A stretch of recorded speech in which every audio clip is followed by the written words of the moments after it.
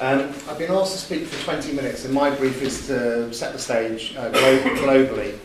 I've dedicated all my professional career to healthcare. I spent 20 years in the NHS, and sadly had prostate cancer at the age of 42 and decided then to travel and see the world. And for the last 10 years I've been the global chairman for healthcare, government and infrastructure for KPMG.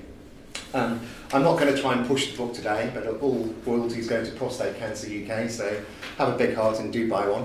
It's a good book, I think. But I'm going to talk briefly about the conclusions that I've reached. And before I dive into the book, I should say by way of background, the reason why I decided to write the book is because I see over the last 10 years 2 parts to this 10-year journey that I've literally and metaphysically been on. From 2009 to 2015, post the global financial crisis, whichever clients I dealt with, the principal staple conversation was about money, or rather the lack of it. And then around about 2016, I started to notice that some countries were coming out of the GFC, but they were moving into what I call a GWC, a global workforce crisis. So some countries and some health systems were starting to see that they had enough money, but they didn't have enough staff. Morning, John. Morning. Basically, once you start to become aware of this issue, I started to research it more.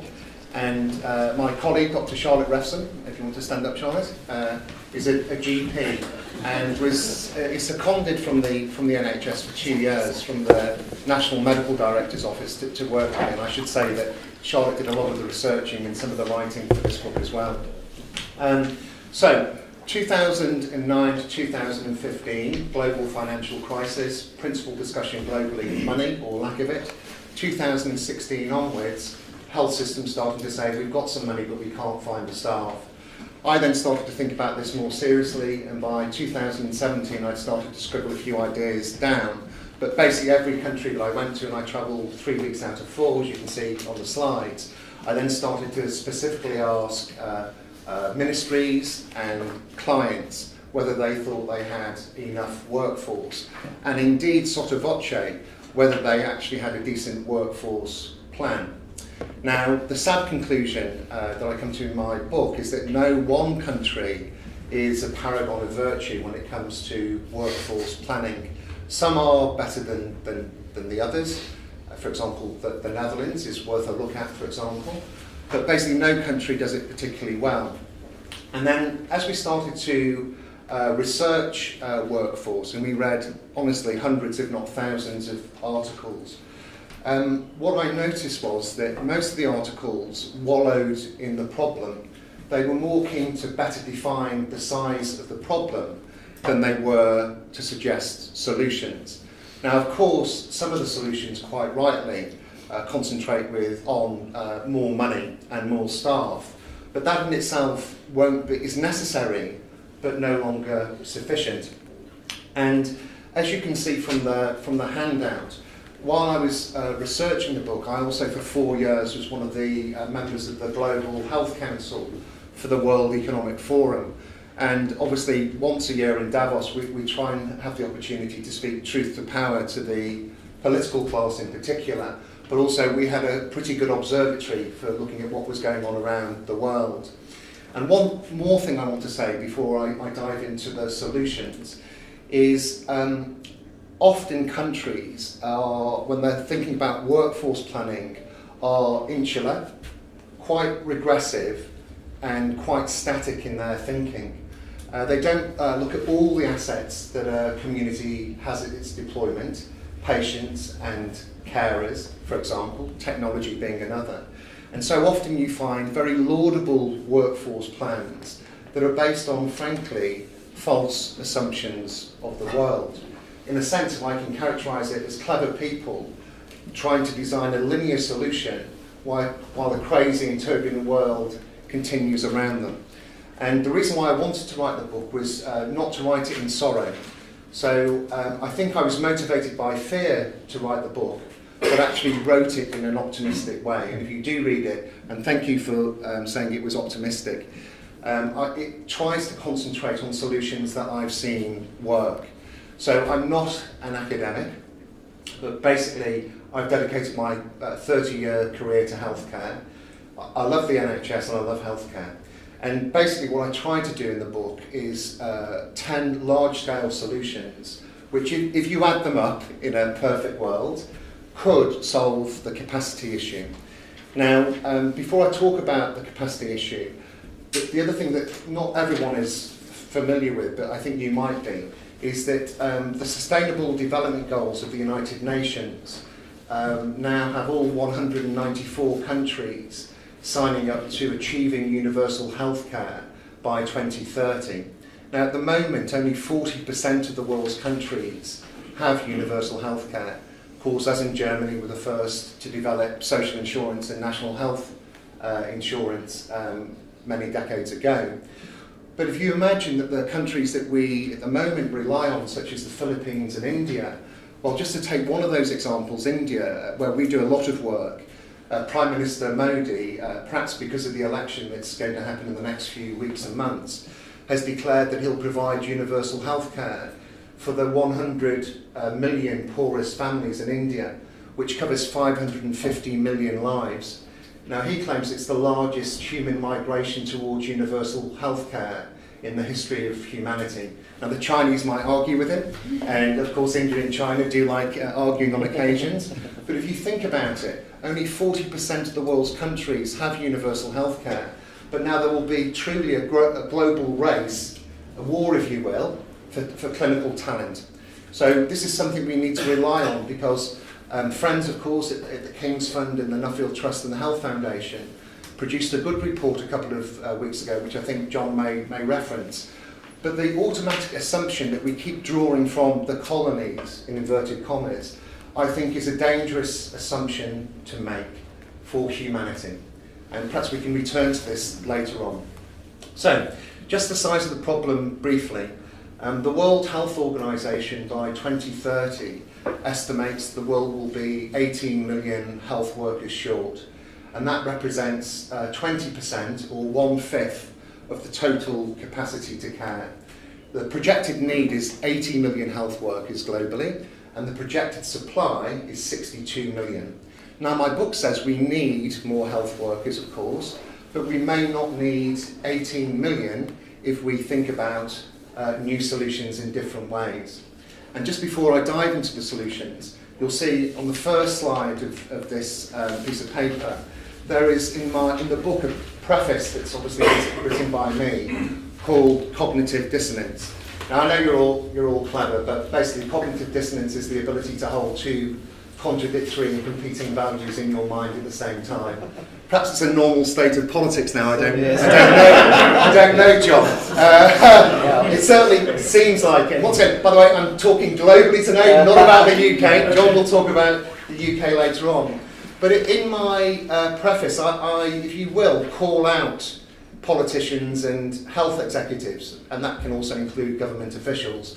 And this is globally, by the way, I stress. But you can see here that I have a gentle go at people who say they love their health service, but fail to plan for all the staff that we need. Talk about the wonders of creating extra healthcare staff, but then fail to plan to supply or secure those staff. And then perhaps extol the virtues of technology without preparing organisations for massive digital disruption that will occur over the next 10 years. So I simply conclude in my introduction that we face a healthcare world where there is too much work and too few workers, and I call out people that say one thing and do another. And the conclusion of my book is called Why Do Some Rabbits Outrun Foxes? And the book is a call for urgency, because the little joke, if you like, is that the reason rabbits outrun foxes is because for the rabbit, it's a question of life and death. For the fox, it's merely a question of lunch. And basically, we've been lunching too long for healthcare workforce globally. The book itself covers 10 countries, which covers roughly half the world's population, about 3.5 billion people or so. And then I look at 10 solutions, as I said, that I've seen working around the world. And the challenge, of course, is speed, scale, and sustainability. So I look at what works, and in a sense the book builds on my first book, which was called In Search of the Perfect Health System, which looked at the best bits and the worst bits of 25 countries I've worked in, and concluded that every country has something to teach and every country has something to learn. I was very pleased that it's sold in 109 countries, and I think at the moment this workforce issue is, as far as I'm concerned, the biggest single issue facing global healthcare today. There are bigger issues facing global health in terms of antibiotic resistance, climate change, and diseases. But for healthcare, I believe this is the single greatest challenge facing health systems, and it will be for the next decade or so. So, the solutions. I'm mindful I've got 10 minutes. The first thing to say is that globally, the world spends just over $9 trillion on healthcare. It's the second largest industry after agriculture on the planet. It consumes an average of 10% of any country's gross domestic product, but still many people see healthcare as a cost and not as a value. But when you think about healthcare, about the highly skilled nature of the staff, the technology and medical devices that it uses, the research and the innovation that it promotes, the education, skills and training that go into the world's second largest industry. When you think about a definition of productivity, not efficiency, they're different. I'm talking about productivity, which is the ability to do more, because the premise of the book is we need human beings with technology, with communities, with patients to produce more healthcare, because we won't find enough health workers, I doubt it, the 18 million. And therefore, if you think about what makes countries productive, and my time at the World Economic Forum, they've got a global competitiveness index. You know the UK's productivity is the second worst in the G7, and the Italians are worse than us. And if you look at the history of wage growth and national wealth creation over 200 or 300 years, there is a very close correlation between a country's ability to be productive and its ability to generate national wealth. And those trends never get bucked for too long. So the point is, as you can see here, there's a Nobel laureate called Paul Krugman, who's an American, and I quote, he's a progressive force.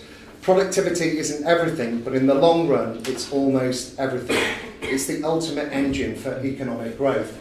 And what I say in the book rather scornfully is that because workforce planning in healthcare has been rather insular, it's been a lot of characterised by a lot of like-minded people talking to each other and violently agreeing about how important health is. And the book tries to reposition and reframe workforce planning for healthcare by looking at all these things that go to make a country's productivity. And the simple argument that I make is, because health is the second largest industry on the planet, and because it actually has all of the ingredients for improved productivity, the ingredients I mentioned, we should take the argument to the political class and say, we need a national plan for health, which is a national plan for national productivity and prosperity. So in a sense, I turn the argument completely on its head, that health isn't a cost to be endured, it's a value, an untapped value, that it's possible to create more national wealth from it. But that requires you to think in a completely non-linear way, and to use the management jargon to think about complex adaptive systems for wicked problems. So the 10 solutions in 6 minutes are reframe the debate. Number 2, and you can see it here on the second page by the way, governments, their default position globally is to train for the undersupply of clinical staff. And that's partly because the crafts and the guilds and the colleges, it suits their purposes, often for good reason, sometimes for bad reason, to restrict the number of health workers coming into a country. And basically I argue that this is now the time to completely change that thinking and produce as many doctors, nurses, allied health professionals as we can in the world. And I do believe, for those of you that read both The Guardian and the Sunday Times, recently I was published in saying, I believe that the United Kingdom can become the healthcare university for the world. because our training is good and we should be actually importing and also exporting more staff. The third, so we turn government on its head. We loosen the taps and we produce more clinicians. Thirdly, as you can see from the slides, and I want you to look at this, I haven't got time to go into it, we already know the 5 models of care that should be adapted and adopted and implemented at scale. Now these 5, as you can see on this page here, it's number 3 in this slide, I can't go through them. They range from everything from moving away, not completely, from face-to-face consultations to face-to-cloud and virtual consultations.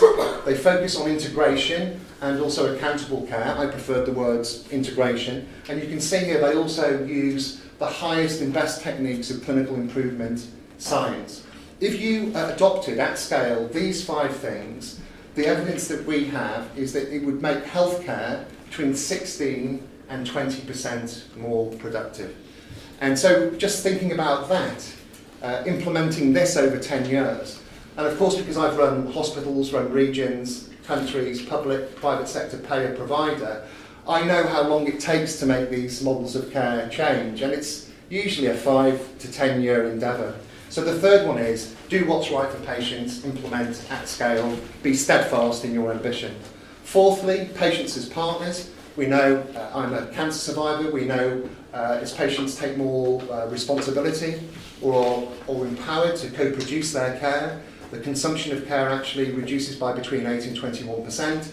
And communities as carers, this is an interesting point, but in Germany now, they pay family relatives and they train family relatives to care for people that need social care. So in Germany there are 4 levels of support for people that need nursing care. Level 1 receives a payment of 400 euros per month. Level 4, the highest, at 1,800 euros per month.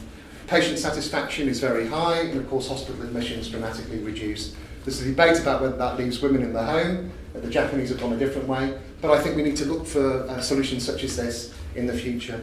And then just 3 or 4 more issues before I get the final red card. I don't know if you know about this. This is a big finding and it's counterintuitive. But there's a thing called PISA, which looks at educational standards and attainment I think it's every 2 years. But 80% of doctors and 80% of nurses, I think it's 76 and 79% respectively, complain that they're overqualified for the jobs that they do. And ironically, that produces burnout. And that means, as the BMA and the RCN have said, about 18% of duties for nurses and doctors in this country don't need to be done by nurses and doctors. They could be done by technology, some of them. So actually, if you want to reduce burnout, you set people free. You let them practice at the top of their profession. And I know Jon will talk a little bit about today the importance of continuing professional development. Digital dividend, I hope we can talk about that later on. It's estimated in healthcare that 36% of all tasks, not jobs, could be automated. Now, I work in obviously a big firm that's 150 years old, it's in 157 countries. I've seen one firm where the finance director has written to all the staff saying, no one's going to be made redundant, please tell us what machines can do. Now, I think healthcare, and particularly the NHS, is the largest employer in Europe, can set the pace, lead the adoption of technology by educating, re-educating, and promising that nobody will be made redundant. We've got 200 to 300,000 workers in the NHS that are passionate about the NHS but don't always face the patient every day. This is, I think, a great pool of untapped labour which we can use apprenticeships for and others to make sure their skills also develop. And finally, just 2 words about human beings. The book is called Human for 2 reasons. As you can see, it's taken from Michelangelo's painting of the Sistine Chapel. I hope some of you have been to see it. It is truly a work of art. It's a moving work of art. But I believe fundamentally that the kind heart and warm touch of a human being will never be replaced in healthcare, and technology is our friend. But perhaps to end where you started, I also believe in the ability, I have faith in us as humans to collectively solve any problem that we seek to solve. And the book is, as I said, was motivated by fear but is written in hope. And in conclusion, I believe by using different assets at our disposal in our country and thinking about productivity to raise national wealth, which then the taxation base will flow back into health, I believe we've got a chance of meeting what I consider the most pressing issue in global healthcare today. I'm delighted to be speaking with Jon. It's nice to see Tom again after he just reminded me 12 years, and I look forward to your questions later on. Thank you very much indeed. Thank you to the IPPR for hosting us. It's great to be here at the IPPR, and the think tank that for many years has stood in the fine tradition of expanding knowledge, the pursuit of truth, sound judgment, all values that we seem to have abandoned in the House of Commons in recent days, and goodness knows where we'll be by the end of the evening in the House of Commons, so it's nice to be away from there for an hour or so. It's a real pleasure to have shared the platform with you, Mark, and I've read your brilliant book, and it is a must-read for anybody involved in Thank you, Jon. NHS policy development. And I think the way in which the book, and as you've just outlined in your remarks this morning, reframes the debate about healthcare workforce around productivity and the impact that a well-funded healthcare system has on economic growth, I believe coincides perfectly with Labour's thinking and our commitment to building a high-skilled, high-investment economy where prosperity and wealth are shared. And as you say in the book, and as you've highlighted again today, study after study shows that investing in healthcare and the staff who deliver it fuels economic growth, raises productivity of the economy as a whole, fosters healthier lives, lower absenteeism, reduces inequality, and helps foster social cohesion. And it's why actually Labour's vision for the NHS isn't just one of funding and improved standards of care,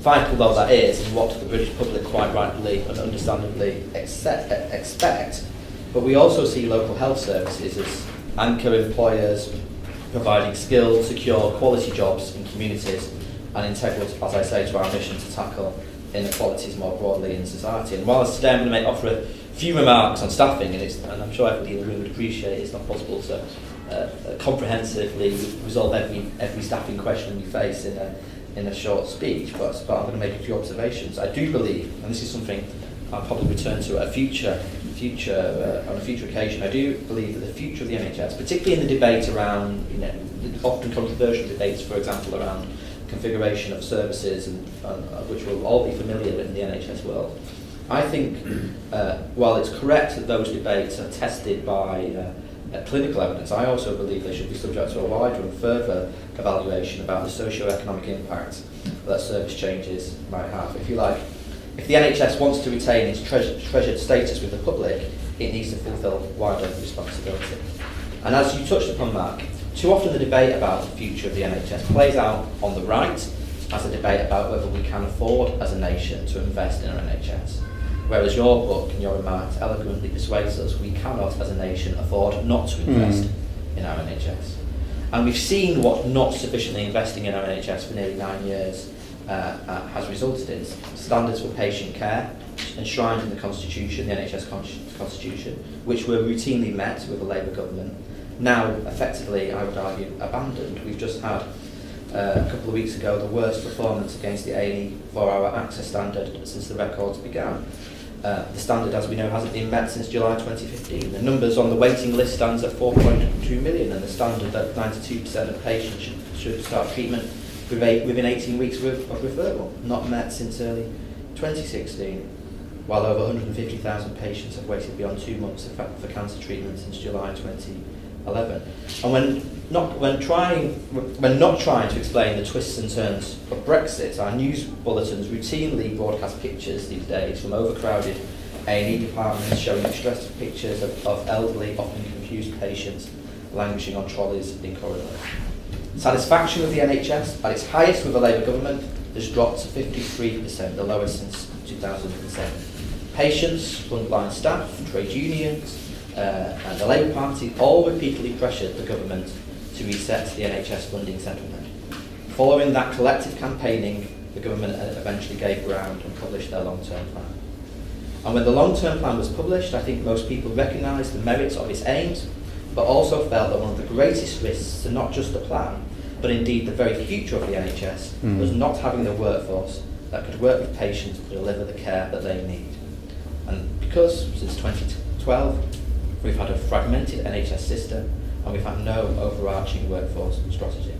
It means that today our NHS is trying to provide quality services whilst coping with over 100,000 vacancies. That's 1 in 11 staff, including shortages for nearly 40,000 nursing posts, 3,500 midwives, 2,300 consultants, and 1,000 paramedics or 1,000 ambulance staff more broadly. And actually, given these pressures, it's a remarkable testament to NHS staff that productivity has actually risen thanks to amongst the NHS. Thanks to their commitment, and probably, I suspect, because of the significant investment in capital infrastructure in the run-up to 2010, because we know capital investment often drives productivity. But we can't keep expecting staff to do more and more with what feels like less and less when faced with building pressures. We know we live in an age of rising multi-morbidity, where we live longer, which we all celebrate, so I think is a good thing, but we live with a variety of complex conditions, which, as we all know, diabetes, COPD, cardiovascular. We're all familiar with this scenario, and actually the Health Foundation has estimated around 14.2 million people in England, a quarter of all adults, have 2 or more conditions.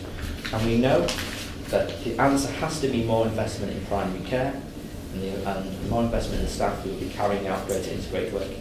Yet, far from being on track to recruit 5,000 more GPs, the government, we've actually seen a loss of nearly 1,800 in recent years. And 2 out of every 5 GPs, according to surveys, intend to quit in the next 5 years. The numbers of district nurses slightly up over the last year, but they are still down by almost 40% since 2010. Health visitors have fallen by 25% over the last 3 years. School nurses down by 26%. And across other sectors, we see pressures and staffing problems undermining the ability to provide quality care. We know we're facing a growing burden of mental ill health, and yet we've seen mental health nurses numbers drop. Or take cancer care. In 16 years' time, we expect 438,000 people to be diagnosed with cancer every year. That's 130,000 more than 2015. In cancer research, UK estimates we will need a doubling of the cancer workforce, yet we can't keep up with what is needed for today. For example, vacancies for specialist chemotherapy nurses are as high as 15 vacancies per 100 filled roles in some areas. Just last week, the Royal College of Radiologists revealed vacancies for clinical oncology posts are now double what they were in 2013, with more than half of vacant posts empty for a year or more. And across the country, we've seen example after example of how chronic shortages are hindering the quality of care, and services are having to be restricted or closed. There was an outcry in Oxford when, because of vacancies, there was a proposal to delay rounds of chemotherapy for patients. Stafford County Hospital has shut its paediatric A&E unit, with the former president of the Royal College of Paediatrics remarking, quote, there simply aren't enough doctors to meet the needs of infants, children and young people. Western General Hospital in Somerset closed its A&E overnight due to shortage of doctors. These are not atypical examples. We know there's other examples all around the country. So it's unsurprising the joint report from the King's Fund and others warn that workforce challenges, quotes, now present a greater threat to health services than the funding challenges. Or it's no surprise that the CQC have observed that workforce shortages are having a direct impact on the quality of people's care, or that trust leaders are telling us workforce is the most pressing challenge to delivering high quality care. And although Brexit quite obviously exacerbates the problems our NHS and wider social care sector face, for example, we now have fewer nurses and health visitors working in the NHS from the EU, it's simply not sustainable to rely on ever more international recruitment, as Mark was saying a few moments ago. As Mark was saying, we live in an increasingly competitive global market for healthcare staff. The International Council of Nurses estimate by 2030 will be short of 9 million nurses globally. India is rapidly expanding its healthcare system, yet is short of 4 million healthcare workers, including 2.4 million nurses. China needs to recruit 160,000 extra GPs. So what then should be our response, and what is the test for the government? Well, let's start by reframing the issue. The NHS is the most popular institution in British society. Yet in the words of Baroness Dido Harding, who, as we know, chairs NHS Improvement and is leading the workforce review, quotes, the single biggest problem in the NHS at the moment is that we don't have enough people wanting to work in it. So this is what is odd. People love the NHS, but apparently they don't love it enough to want to work in it. They love it enough to pay more in tax for it. They love it enough, Brexit chaos aside, to make it their number one political priority over most of the recent decades.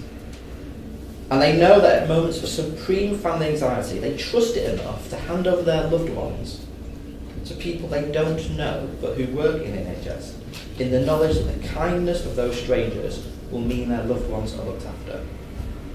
The public love the NHS for all these reasons, but apparently not enough people love it to want to work in it. I mean, this is more than a paradox. I would say it's a political and social disaster and needs a political solution. And in developing a solution to this disaster, I don't just want to start where planning starts with training and manpower analysis. I want to start with why, given this love status of this institution, not enough people want to work in it. Now, of course, we need to train more. You know, last year there were over 20,000 applications to UK medical schools, but only 6,500 places available.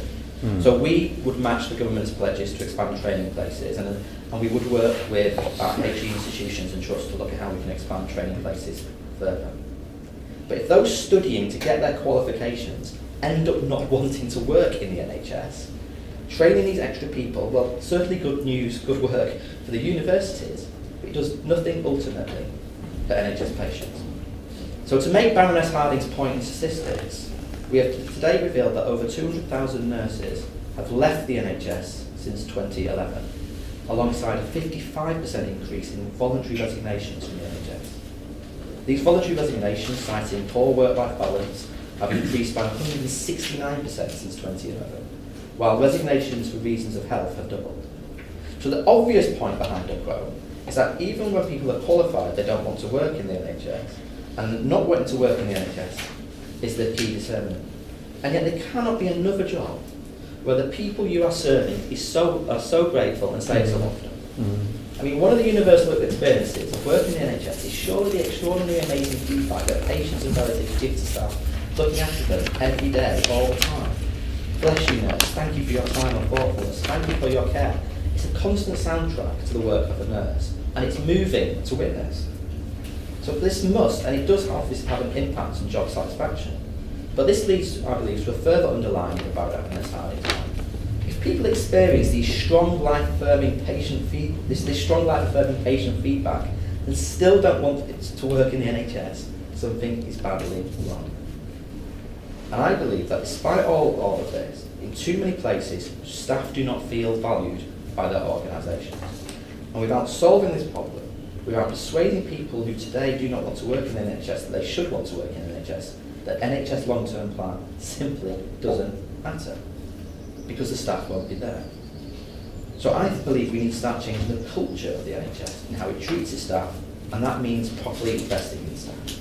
It means shifting the national debate amongst policymakers away from considering extra investment in staff as yet another demand upon the exchequer, but instead understanding that the health and well-being of staff alongside real investment in professional and career development not only improves quality of care, but also, as I say, drives productivity across the NHS, which impacts on the economy as a whole. And this is at the heart of Labour's vision. And Labour's vision begins with fair pay. I was very proud to announce in the 2017 general election that Labour wanted to get rid of the public sector pay gap. I believe it was one of our strongest and most compelling policies in that general election campaign. And indeed, because of the pressure we put on the government in the aftermath of the 2017 election campaign, alongside trade unions and staff, ministers were forced to offer staff a new pay deal. And I can tell you today that Labour is committed to ongoing investment in pay and reward that goes beyond merely breaking the pay gap. But I believe we have to go further. It's worth recalling that the NHS Constitution that the last Labour government under Gordon Brown introduced enshrines the rights that staff should expect. But many of those principles and rights are increasingly neglected or ignored. For example, the right to have a good working environment with flexible working opportunities consistent with the needs of patients and with the way people live their lives. Or the right to have healthy and safe working conditions and an environment free from harassment, bullying or violence.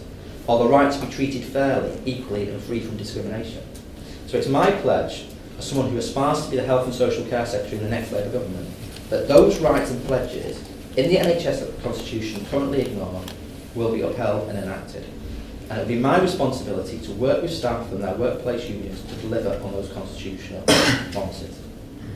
So in the last 12 months, for example, It's been a tremendous privilege of mine to spend time quietly shadowing frontline NHS staff, from paramedics to GPs, to hospital catering staff, junior doctors, health visitors, mental health nurses, and anaesthetists and consultants. Their passion and professionalism is astounding. But I also can't help feeling their goodwill is too often exploited and staff taken for granted. Whether it's inflexible working, pressures so relentless staff feel they can't take a toilet break or stop for a bite to eat, to inadequate rest facilities, or just tiny things like insisting, as one member of staff was telling me, that they have to bring in their own tea perhaps. Sometimes just making changes to small things make a massive difference.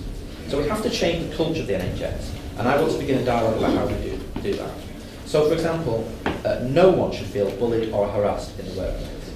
But we don't need to rehearse the figures, but we know year after year, NHS staff survey after staff survey shows an unacceptable prevalence of bullying and harassment. When not confronted and left to fester, it becomes toxic. And not only does it cost the NHS, with some estimating bullying costs the NHS around $2 billion a year, it's not good for patient care either, because it means teams working less effectively, higher absenteeism, and patient care suffers. So changing the culture of NHS is key to patient care. And I think it was Professor Michael West's research has shown that one of the strongest predictors of patient mortality rates is where staff work closely together in effective structured teams. As Professor West says, quotes, good training, learning and development opportunities for staff and support from immediate managers are linked to lower patient mortality rates. It is particularly noteworthy that lower mortality occurs in those trusts whose staff have opportunities to influence and contribute to improvements at work.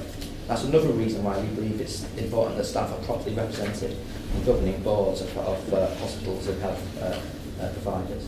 So staff wellbeing will be a priority, and we'll put in place a national wellbeing strategy with access to occupational health services and psychological treatment and support. We'll ensure the creation of board-level NHS workforce wellbeing guardians in every local, regional and national NHS organisation. We also believe it was a huge mistake to suspend the nice work and safe staffing ratios. An overworked, exhausted workforce corrodes staff wellbeing, and again patient care suffers. So I can confirm a Labour government will legislate for safe staffing levels too. And safe care can't be delivered by tired, exhausted, fatigued staff. So I'm endorsing the Royal College of Anaesthetists and BMA's Fatigue Charter and committing the next Labour government to rolling out a fatigue education programme to help. We will help trusts provide adequate rest facilities as we shift cultural attitudes across the NHS towards rest in hospitals. We know that the junior doctor contract states employers are supposed to provide appropriate rest facilities, but often it's our junior doctors who, following the battle over that contract, suffer from especially low morale. A recurring and quite legitimate complaint is over the way rotation patterns impact family life. I was very struck and, to be honest, quite appalled when shadowing a junior doctor for a day in the Midlands, when she explained to me how her and her husband, who was also a junior doctor, had never spent a Christmas day together with their 5-year-old son. Surely in 21st century Britain, we can do better than this. And actually, there are places that are doing better than this. When I was at Brighton and Sussex Trust, shadowing an A&E consultant, they took me through their innovative annualised self-e-rostering system that has seen shifts covered without the need for locums, and their quality of care improved, saving them the trust money too. In 5 years through this innovation, they've gone from 7 consultants and 7 registrars to 21 consultants and 25 registrars, and consultant cover that is now 24/7. This is exactly the kind of innovation we want to see rolled out. And just as I want to put staff and well-being front and centre, I want to prioritise investment in development too. I thought the King's Fund report put it most aptly when they said last week, the health service cannot afford the government continuing to view education and training as an overhead cost to be minimised. I agree.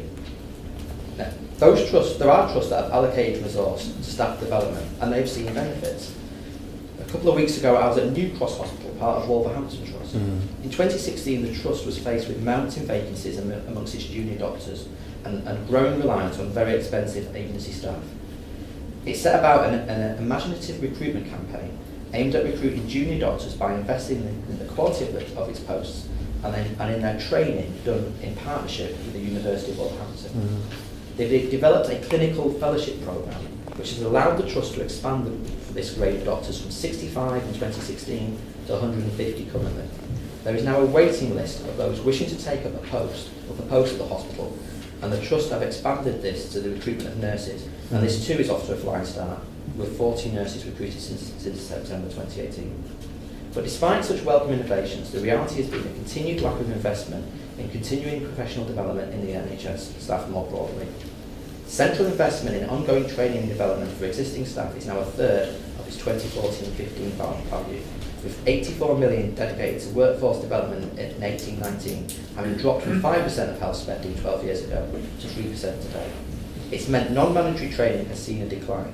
Last year, just 70% of staff received non-mandatory training, learning or development. That's the worst score in the past 4 years. And this is despite widespread consensus amongst unions and employers that CPD is vital to both recruitment and retention of staff, and to ensure that patients are treated by an increasingly skilled workforce. And investing in staff in development must mean developing the whole workforce. Staff up to Band 4 make up around 40% of the NHS workforce, and are estimated to be responsible for 60% of direct patient contacts, yet receive only 5% of whole training budget. Technological advance and the digital environment will continue to change society and the delivery of healthcare over the coming years. Whether it's additive manufacturing, automation, AI, the Internet of Things, robotics, will all bring huge possibilities, as Mark says in his book. And we'll actually see many healthcare tasks transformed, though not necessarily whole jobs. But where there will be an obvious impact, particularly on those doing administrative jobs, a Labour government will therefore ensure that lower banded staff receive extra training and support for the new patterns of working that automation and technological advance brings. That's great. And we will continue to oppose the move to wholly owned subsidiary companies. We believe, the Labour government believes, that staff should be kept in-house and part of the public NHS family. But I can also announce that Labour and government would restore the continuing professional development budgets to the 2013-14 levels, a new investment of 250 million, bringing the workforce development budget up to just over 330 million. And today we're demanding government follow our lead and make the same commitment. Otherwise, I would argue, they risk undermining the final proposals from Dido Harding's report. And because we know years of cuts to capital budgets have left staff struggling to cope with ageing equipment or crumbling buildings, we'll invest more in the capital infrastructure of the NHS as well. In our 2017 manifesto, we promised 10 billion extra. Not only will this allow us to invest in equipment and modern technology, but it will also allow us to invest in staff facilities to improve the working environment. And just as we need to do more to retain staff in the NHS, we need to do more to recruit for the future too. For too long, the supply of new staff has not kept pace with rising demands for services. The UK trains comparatively fewer nurses compared with many other countries. In 2014, there were 27 nursing graduates per 100,000 population in the UK, compared with 50 per 100,000 of the population is the average across OECD countries. Yet 2018 was the second year in a row in which the number of applications and acceptances for pre-registration nursing degrees in England fell. Unquestionably, the government's ill-sighted decision to scrap the nursing bursary has been a significant cause, and HED's own research found that finances are by far the most significant concern for students in all years of study, and the number one factor cited by students for the high dropout rate during training.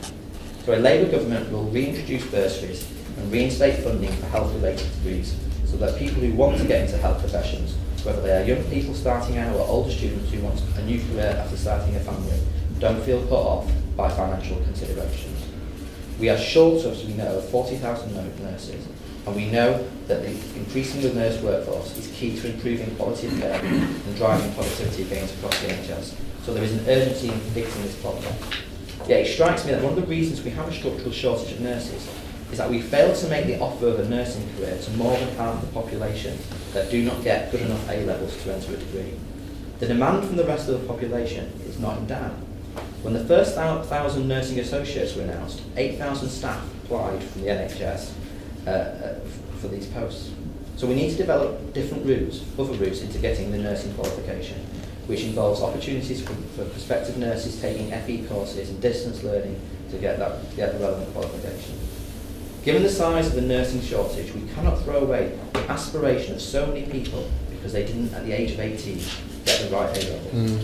And so the government's, for example, failure to fully get the nurse degree apprenticeships off the ground has been highly frustrating. Structural issues with the apprenticeship levy model currently makes it too expensive for trusts to use properly. For apprenticeships to become a thriving route into the NHS, the government must provide central funding to cover salary and backfill costs in the short term. Today, my colleague Angela Rayner, our Shadow Education Secretary, and I have written to the Education and Health Secretary making this point and calling for reform as part of the Dido-Harding process. And I also want us to do more to inspire the next generation of healthcare professionals too. Increasingly, applications to university undergraduate courses in medicine or health sciences or dentistry or nursing require evidence of an interest in healthcare and a healthcare career prior to application. It can put many off and blocks opportunities.